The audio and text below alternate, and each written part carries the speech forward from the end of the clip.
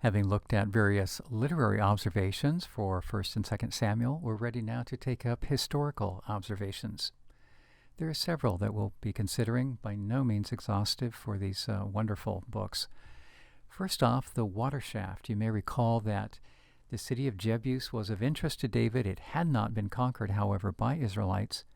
He led an escapade through the water shaft, which was more of a secret access, an access. It was certainly not a public gate by any means, but a rather inconvenient way to get in, and consequently in a way that was not guarded. This has come to be known as Warren's Shaft, and it is within Old Jerusalem. Let's take a look at several photos and Google Earth pieces that will help us get a feel for how David made this conquest of the old city of Jebus, which then became the city of David, Jerusalem. Let's take advantage of this topographical map of the site of David's city from the Holman Bible Atlas. Notice the elongated colored section divided into 3 portions. The earliest is the lower pink portion labeled City of David.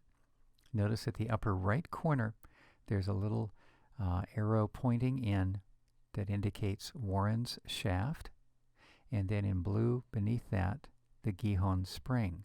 That would be the source of the water. Warren's Shaft was the entryway for David and his troops to come into the city of Jebus. The Ophel zone north, the yellow zone north of the city of David, would be later, and development of the Temple Mount, the blue zone, even later on. Perhaps you'd like to get a sense of where this water pathway is located relative to an aerial photo of modern Jerusalem. We're using Google Earth here to look at the southern section of the old city. The light-colored rectangle here at the top, this is the lower edge, the southern edge of the Dome of the Rock. We can move up just a bit here to take, now you can see the golden colored dome there.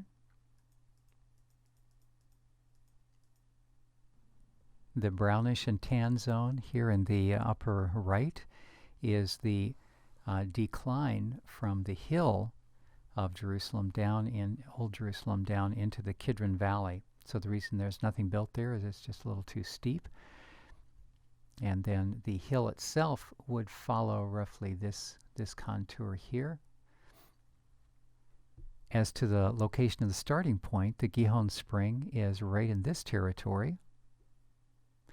And then the pathway of the tunnel will lead in under the old walls. That is where the walls would have been in the David time. And then it'll work its way down to this region, which is the Pool of Siloam. Let's take a look now and see from a sketch overlay where that pathway would have been. You can see the Gihon Spring there, the upper right, leading down with a serpentine pathway to the Siloam Pool, lower left. Now, as far as David's era, what we're interested in keeping in mind is that he gained access militarily into the city of Jebus, which would have been this territory here. He gained access through the Gihon Spring and then up a vertical shaft known now as Warren's Shaft.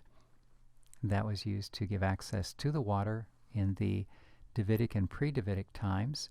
So he climbed up secretly through there with his men and was able to gain access and overwhelm the city.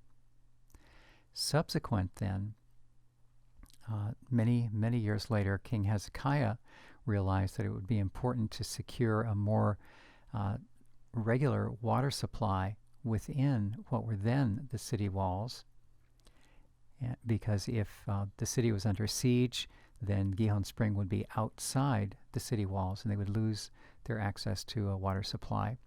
Consequently, under his leadership, the water channel that was then just a small fissure was enlarged, and here you see the pathway of that tunneling project, that engineering project, eventually leading the water to the Pool of Siloam. If you're tracking with these David city walls, you can see that that would have been outside the city, even at its terminus. However, in Hezekiah's time, that would have been inside the city, the later outer city walls. We'll back off this overlay and then gain some altitude in order to get a little point of reference for our visit to Jerusalem. And there we have it, the Temple Mount, Kidron Valley, Hinnom Valley down here. If you visit Jerusalem, you'll want to be on the lookout for this sign showing the direction to the walk through Hezekiah's tunnel. Notice the reference there at the bottom of the English word Hezekiah's. It says via Warren's Shaft, and the spring house, that's indicating the access, will begin by coming along Warren's Shaft. We'll show you a picture of that in a moment. Here's another map indicating the pathway of this waterway. This one is tilted so that north is to the left. So here we have Temple Mount, and then south of that, the walls follow the upper edge of the contour. This would be the City of David walls. Gihon Spring is located right here, with the subterranean waterway coming along until it reaches the Pool of Siloam. And this would have been inside the city walls in the era of Hezekiah. Here are a couple of tour group acquaintances that walked with me through Hezekiah's tunnel some years back. This is the access. You can see if you're just walking into the side of a retaining wall. And then the tunnel begins first leading you to Warren's Shaft. This is what it looks like looking down Warren's Shaft. So imagine this photograph being taken not into the a side angled tunnel in the wall, but you're standing on the lip of this, what looks like basically a well, only it's not exactly a well. It's, I guess you'd call it a dry well, finally going down to the water source far below. So a shaft. You are standing at the edge of this. Your camera is directed down towards your feet in order to get this shot. Fortunately, this is not the access used by tourists today. There's some steps alongside, and then there's a separate entry. But this would be the most accurate or precise archaeological point for our study here in 1 Samuel as far as the access of David. Just picture some Judean warriors coming up this channel, perhaps in the dark, coming up and then surprising the inhabitants of Jebus. Now we're moving into towards the tunnel proper, and you can see this is hollowed out of solid stone. Here is Hezekiah's tunnel. So now we have left behind Warren's Shaft, and this is rather the enlargement that was achieved in the 8th century through the instruction, the edict of Hezekiah, king of southern Israel. Notice the clarity of the water. It was cool and extremely clear. Now you can get a sense of the height and also the width of it. The gentleman in front is standing right in the water. You want to take some water shoes with you if you go on this tour. The gentleman in the back is actually bracing his feet against some higher points in the wall. He is not standing on the ground level. Imagine using some kind of an older form of a pickaxe in order to chisel out this size of a tunnel. Two things you can notice from this close-up of the tunnel wall side. One is the fact that there are some eroded points. This suggests that it had been plastered at one time. That was typical for cisterns. They would apply some plaster so as to lose as little of the water through seepage into the natural soil. The other thing we notice are some horizontal lines. Notice this rather bright band. This is not a strata in the stone, but rather it's a water stain indicating what the water level was at some time. So you can see the time we went through it was about thigh height or depth, but at other times I've heard of people talking about it being up to mid-chest range, and you can see from the water stain levels that would indeed have been the case. This shot was taken just before exiting the Pool of Siloam area. Again, look at the clarity of that water. Then it spills out into the Pool of Siloam, a location we know from Jesus' ministry. The tunnel there to the back, this is your exit from Hezekiah's tunnel. Then it spills out into the Pool of Siloam. The steps here on the right then lead you up from that lower pool level up to the ground level, which would be roughly about even with the top of this photo in the upper right. When the water supply tunnel was enlarged for defensive reasons during King Hezekiah's reign, they commemorated the completion of that engineering project by inscribing a record of it inside the tunnel wall.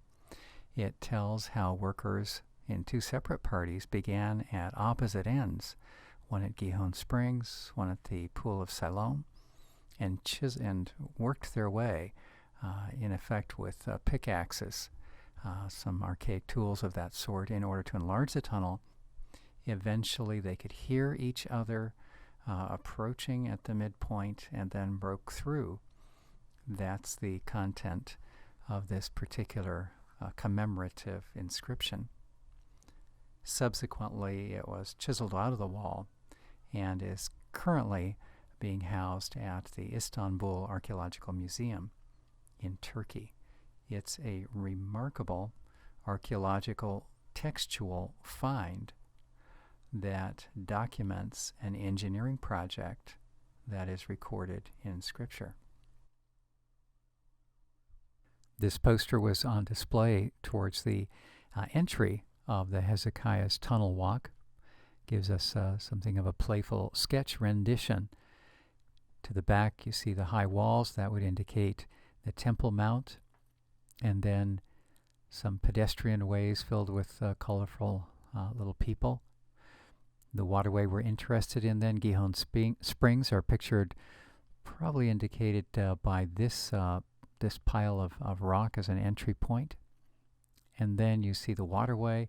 This, of course, would be submerged. This is subterranean. It appears here to be a surface level river. That's not the case.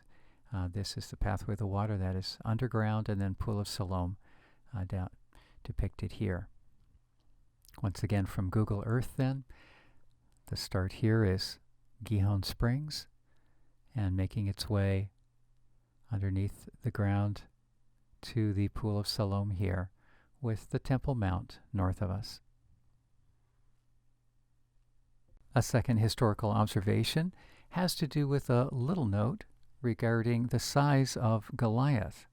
Now, it's not as though we've discovered the skeleton of Goliath by any means, but simply this. The document known as the Papyrus Anastasi I, which is an Egyptian letter dating to the 13th century, tells of some Canaanite warriors, and we are given their height. They were between 7 to 9 feet tall. This corresponds roughly to what we're told concerning Goliath. So that's interesting. We have an extra-biblical account of some very tall people who were native Canaanite to that region. Incidentally, you'll see a resource credited here. It's the Bible Background Commentary by Walton, Matthews, and Chavalas. Walton, Matthews, and Chavalas. I highly recommend this. The reason being, it proceeds book by book through the Bible with an eye toward any items of historic interest, whether it be documents, whether they be cultural customs or religious customs, battles and various warriors in the ancient Near East surrounding Israel, as well as Israel itself. It's a very rapid access for some quick information that can enrich your study and enrich your teaching or preaching. Once again, Bible Background Commentary, and various of the insights that I'm sharing have come from there. The next point, we know that during a particular period of time, as David was fleeing from Saul, he found safe haven with Saul's enemies, and at times he pretended to be a mercenary for them. That is, the Philistines thought that he was killing Israelites, consequently making himself odious to Saul and so forth, and sealing his fate as an ally of the Philistines. We say he gave that impression because in reality he was making some forays out into some other territory in the south and wreaking havoc with enemies of Israel. Now, what we're interested in at this point is the observation that David was not unique in the sense of being an exiled person from his own community. He was Israelite, and he was running away from Israel because Saul was chasing him. And while in that exiled status, working as a mercenary, a warrior ally in a sense, but not one with a whole nation behind him. He was fleeing from Saul. So that kind of arrangement we learn is well attested in the ancient world. That would not have been real unusual for the Philistines to encounter someone with military prowess who, under other circumstances, would have been their enemy. And indeed, David had been at times. But at this time, his fate had turned, and so they trust that he is, in fact, working for them. A fourth item has to do with the pool at Gibeon, and we've seen a snapshot of this earlier. We'll show it once again just to reinforce this as a fascinating piece. We're told that Joab and Abner tangled at this point, this particular site. You see some of the dimensions here at its depth, 35 feet down, 40 feet wide. This is an enormous excavation, having steps in the side wall carved into the wall so as to give those who were wanting to extract some water a way to easily get down. They wouldn't have to drop themselves by ropes, but they could just climb down. And think of how often in a dry territory one would have to visit a pool in the neighborhood in order to retrieve water. After you've gone down that 35 feet, there's still another 45 feet of fairly straight stair steps to bring you down eventually to the water table. And can you imagine extracting some 3,000 tons of rock in order to create this chasm? Here's a picture of the pool at Gibeon taken from the Holman Bible Atlas.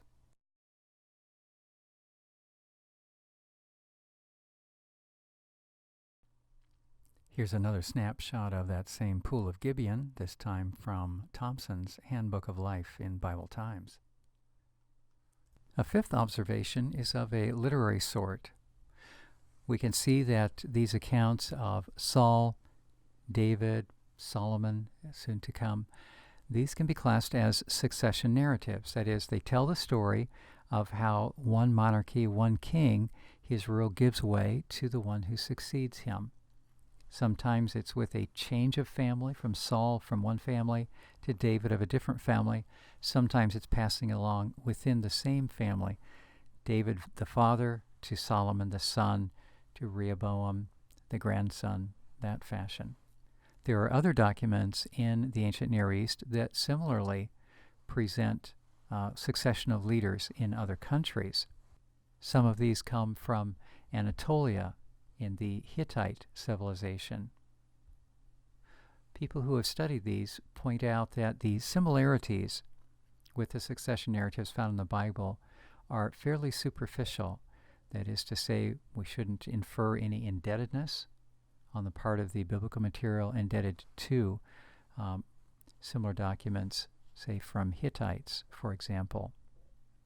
And as you see on the screen, those documents from Hittite stem from the 14th to 13th century BCE. Proclamation of Telepinu and the Apology of Hattusilis are two of these.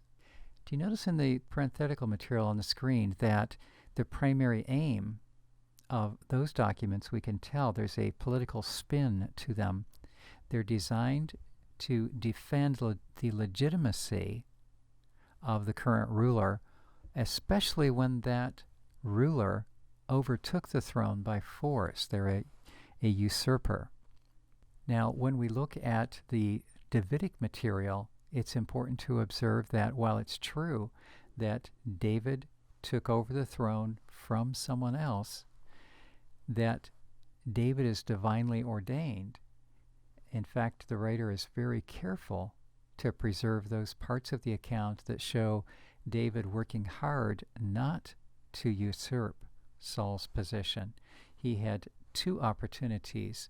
where with really no hazard to himself, he could have killed Saul, and he refused to do so.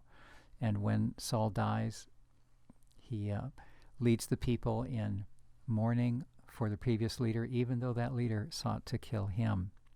So there's a different tone here, one that indicates David is trying to follow the script of a supernatural sort and walk a moral path as God leads him to be the next ruler over Israel.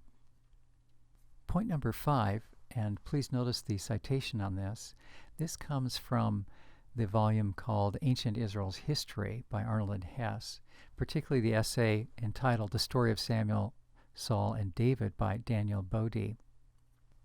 It's been observed that there is a mentality, there's a way of thinking behind much of the Old Testament, and that mentality is that those who conduct themselves well are rewarded, we might say blessed, and those who conduct themselves poorly, out of step with moral law, will find themselves in trouble, cursed, blessing and cursed.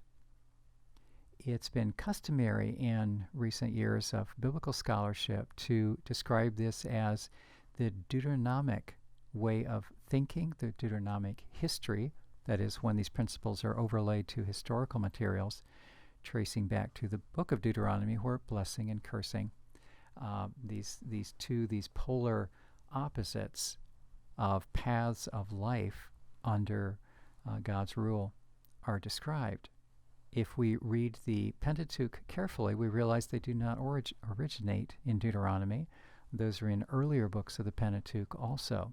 The dichotomy between walking a life that's blessed and walking a life that encounters curse or misfortune as a result of personal choices. We can see that bifurcation as early as God's call to Abraham in chapter 12. Those who bless you, I will bless. Those who curse you, I will curse. So that sort of binary operation. We're saying then, first of all, it does not originate in Deuteronomy. However, it has become customary to think of it as virtually originating there, and then coloring being the lens through which subsequent writers of the Israelite historical material viewed the material that they were transmitting.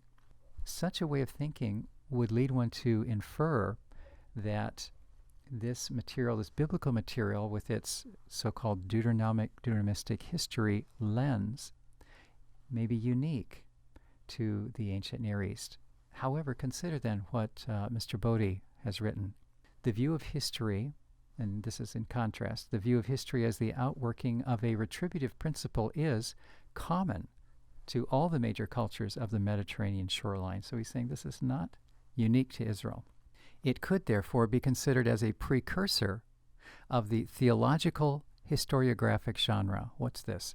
Theological historiographic genre is saying writing history from the viewpoint that God is arranging the events of individuals, of nations, according to his moral law. Continuing on then, reflecting an ideology that anticipates the one attributed to the redactor of the Deuteronomic history. So he's saying that it's not uncommon to encounter writers of extra-biblical history who, in essence, said to themselves, it looks like it's a good idea to live an upright life because then good things happen. That's retribution. Looks like it's a bad idea to live a life of wickedness because then bad things happen to you. Again, that's the flip side of the retributive principle. And that, for their way of thinking, would not have been the outgrowth of Deuteronomistic history because those people outside the biblical world, the Israelite environment, didn't have access to it. That was just something they understood rather intuitively from internal sense of moral compass. Going on with the quotation then, this hermeneutical principle is a common ancient Near Eastern way of interpreting history. It is one that the Hebrew tradition shares and adapts to its own use.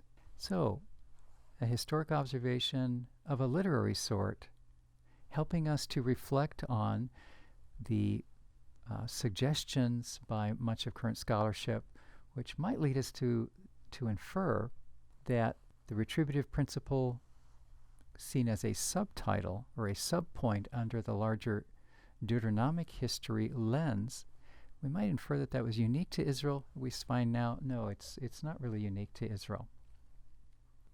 You may be wondering, well, so what? One of the spillouts of this observation has to do with dating. If, for example, it's thought that the Deuteronomistic viewpoint, which can also be known as retributive, is the product of a late point in Israelite history that then was used to, in essence, rewrite or redact considerable earlier materials, so that those earlier materials telling the earlier story of Israel would present that story from a blessing, a curse, a retributive lens. If it's thought that that was the product of a late period of Israel, when we discover that other histories outside of Israel were already using that principle, it does not become so necessary to see that thread, that theme, that lens as being a late interpretation or interpolation laid over on fragments or memories or other things from the past. It's more possible to envision that that viewpoint, the retributive lens as a way of telling history, could have been closer to the point of origin of the first remembering, the first relating, the first passing down of the accounts of Israelite history. The last item of a historical sort that we'll include has to do with an archaeological artifact known as the Tel Dan Stele. On the left, you can get an idea of what the Tel Dan Stele looks like. Its dimensions, about 32 centimeters high, 22 wide. Off to the right, you can see a little more clearly what is the paleographic look of it, the actual shape of the Paleo-Hebrew script. We're interested in what is circled in the pale rose color. This reads Melech Yisrael, Melech, King, Yisrael, Israel. And then this is of even greater interest to us, Beit David. This here is Daud, or meaning David. Beit, house, like Bethlehem, house of bread.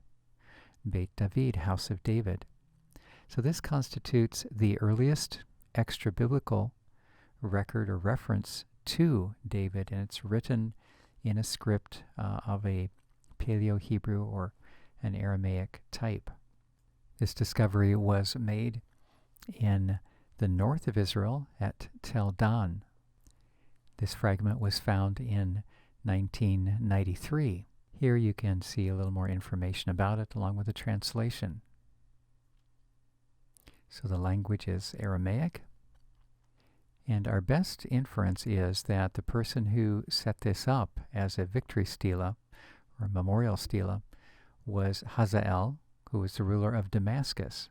So we want to be very clear about this. It is not someone who belongs to the house of David who is recording their presence, but rather it's an enemy, and it indicates a victory over some rulers in the land of Israel at this time, coming out of Damascus and defeating Jehoram of Israel, that'd be northern Israel, and Ahaziah of Judah. Subsequent to its use as a memorial or victory stela, it was broken, and when archaeologists found it, they found it among 8th century debris, 8th century BCE, dating to the conquest of Tiglath-Pileser III.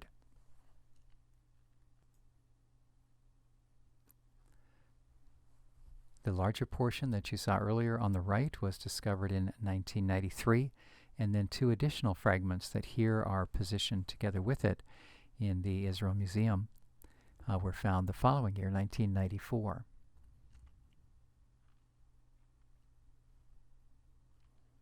And here then is a summary of its contribution, a very, very stunning discovery. referring to the death of Jehoram, king of northern Israel, and of Ahaziah, king of the house of David, that is, southern Israel. And it's that expression, house of David, that's especially powerful as far as an archaeological discovery. And according to William Schniedewind of UCLA, this indicates that Jehu, who issued a revolt, this happened in collusion with Hazael. Hazael being the author, we expect, of this stela. This concludes the historical observations for 1st and 2nd Samuel. In the next video, we'll take up theological observations.